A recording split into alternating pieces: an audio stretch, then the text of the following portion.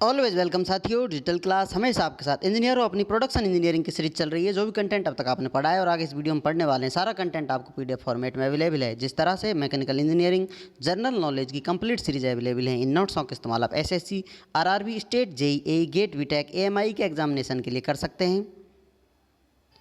इससे पिछली वीडियोज़ में साथियों हमने जाना था एक्सट्रूजन के बारे में, किस प्रकार से आप किसी मटेरियल का क्रॉस सेक्शन रिड्यूस कर सकते हैं। जो आपकी रिक्वायरमेंट है डिजायर क्रॉस सेक्शन का, आप प्रोडक्ट चाहते हैं तो किस प्रकार से आप आसानी से उसे प्राप्त कर सकते हैं।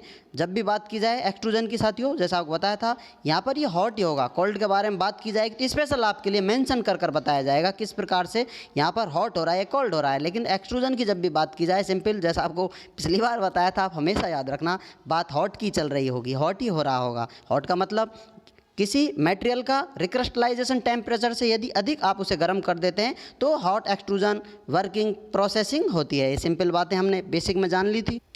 तो एक्सट्रूजन के बारे में डिटेल में जानकारी ले ली थी, एडवांटेज देख लिए थे, क्या क्या किया जा सकता है। उसके बाद एक्सट्रूजन रेशियो के बारे में हमने चर्चा की थी, किस प्रकार से कोई क्रॉस सेक्शन आप डालते हैं, ब्लेड का, मटेरियल का, वर्कपीस का, किस प्रकार से रिड्यूस कर लेते हैं, क्यों आसान होता है फेरस का या फिर नॉन फेरस का, क्यों डिफ़िकल्ट होता है, ये सब भी हमने जान लिया था। फेरस के बारे में आपको पता चल गया है तो नॉन फेरस का आप अपोजिट लिख सकते हैं कि इनकी यील्ड स्ट्रेंथ कम होगी, चिपकते नहीं होंगे, आसानी से हो जाते हैं, डक्टाइल नेचर ज़्यादा होगा इनका। तो ये सिंपल बातें हैं, इन्हें आप नोट कर सकते हैं। अब पिछली बार हमें प्रॉब्लम आ रही थी वेल्डिंग होने की, चिपकने की, तो हम चाहते हैं इससे निजात, ये प्रॉब्लम किस प्रकार से सॉल्व की जाए। तो टू अवॉइड स्टिकिंग और welding problems B use lubricants. हम लुब्रिकेंट्स का इस्तेमाल कर सकते हैं, मोल्टन ग्लास, नेचुरल मटेरियल्स, जो कि मोल्टन ग्लास या नेचुरल अवस्था में जो मटेरियल पाते हैं जो लुब्रिकेंट का काम करते हैं, या ऐसे लुब्रिकेंट जो इस प्रॉब्लम को सॉल्व कर सकते हैं। आप इनर साइड पर जो आप सिलेंडर इस्तेमाल कर रहे हैं, पहले यहाँ पर आप लगा देंगे लुब्रिकेंट, चारों तरफ लगा हुआ होगा इसकी दीवारों पर, जिससे क्या होगा, इसमें ये जो आपका मटेरियल है चिपक नहीं पाएगा, स्टिक नहीं कर पाएगा। तो इसलिए आप ये प्रॉब्लम सॉल्व कर सकते हैं। In cold extrusion uses phosphate coating. यदि बात की जाए कोल्ड एक्सट्रूजन की, कोल्ड एक्सट्रूजन हो रहा होगा तो वहाँ पर हम फॉस्फेट कोटिंग इस्तेमाल कर कर अपना काम चला लेते हैं, प्रॉब्लम सॉल्व हो जाती है, आसानी से एक्सट्रूजन किया जा सकता है। तो सिंपल है, लुब्रिकेंट की आवश्यकता होगी, जो बेस्ट क्वालिटी का लुब्रिकेंट आपको मिल जाए वो आप इस्तेमाल करेंगे। अब बात कर लेते हैं साथियों एक्सट्रूजन के बारे में। एक्सट्रूजन हॉट होता है, कोल्ड होता है, ये आपको बताया था। हॉट की बात की जाए, जो प्रोसेस है स्टार्टिंग में आपको बताया था, वो डायरेक्ट होता है, दूसरा इनडायरेक्ट। टू टाइप देखा जाए, हॉट एक्सट्रूजन की बात की जा रही होगी तो आप कह सकते हैं डायरेक्ट हॉट एक्सट्रूजन, तो direct hot extrusion. Second indirect hot extrusion. उसके बाद कोल्ड की बात की जाए तो इम्पैक्ट या बैकवर्ड एक्सट्रूजन देखने को मिलेगा, कोल्ड एक्सट्रूजन देखने को मिलेगा, होकर्स मेथड देखने को मिलेगा एक्सट्रूजन का कोल्ड में, और हाइड्रोस्टैटिक एक्सट्रूजन भी आपको देखने को मिलेगा। ये सब भी हम जानेंगे बारी बारी से, एक एक पर बात की जाएगी, लेकिन ये आपको पॉइंट ऑफ व्यू बता दिया है किस प्रकार से हम आगे जाकर इनके बारे में चर्चा करने वाले होंगे। अब बात कर लेते हैं डायरेक्ट और इनडायरेक्ट में क्या अंतर है, किस प्रकार से आप पहचानेंगे किसको डायरेक्ट बोला जा रहा है, किसको इनडायरेक्ट बोला जाता है। डायरेक्ट एक्सट्रूजन, इनडायरेक्ट एक्सट्रूजन, पहले डायग्राम से क्लियर करते हैं। डायरेक्ट का रैम के मोशन से सीधा रिलेशन है, जिधर रैम मोशन कर रही होगी उधर ही आपका एक्सट्रूजन यदि निकल रहा है सेम डायरेक्शन में तो आप कहेंगे डायरेक्ट एक्सट्रूजन।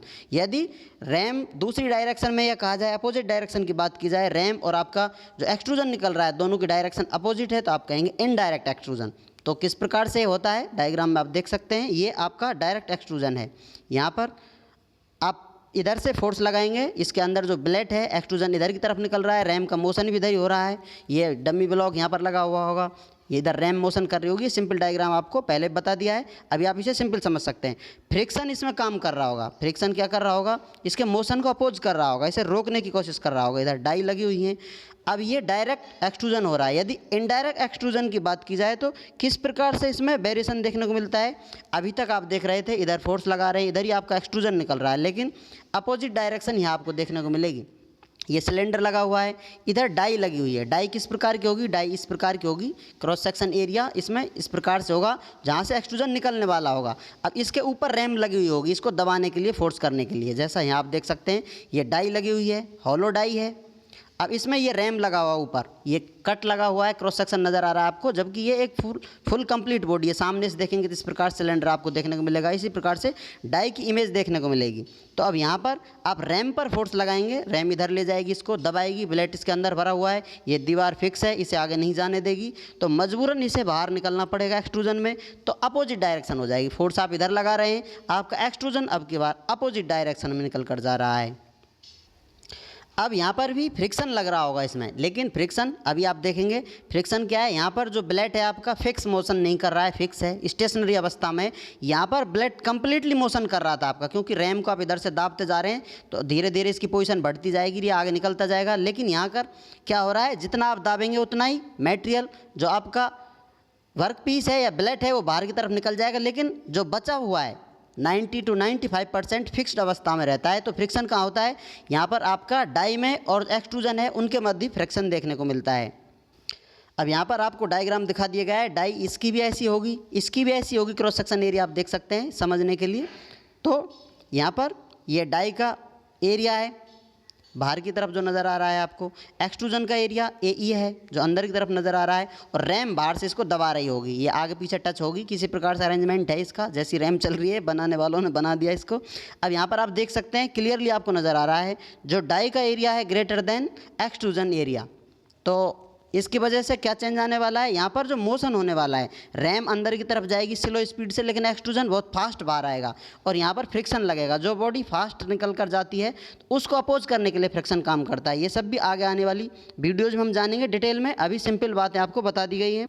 उम्मीद करते हैं विद्वानों वीडियो में दी गई अब तक की जानकारी आपको अच्छे से समझ में आई होगी। अभी भी आपका कोई कन्फ्यूज़न है तो कमेंट बॉक्स आपका इंतजार कर रहा है, आप चाहें तो कांटेक्ट कर सकते हैं, कांटेक्ट लिंक भी आपके लिए अवेलेबल है। वीडियो डिस्क्रिप्शन चेक करें। वीडियो को अंत तक देखने के लिए, चैनल को सपोर्ट करने के लिए आपका दिल की गहराइयों से बहुत बहुत धन्यवाद। मिलते हैं नेक्स्ट वीडियो में, तब तक पढ़ते रहिए, व्यस्त रहिए, मस्त रहिए। जय हिंद, वंदे मातरम।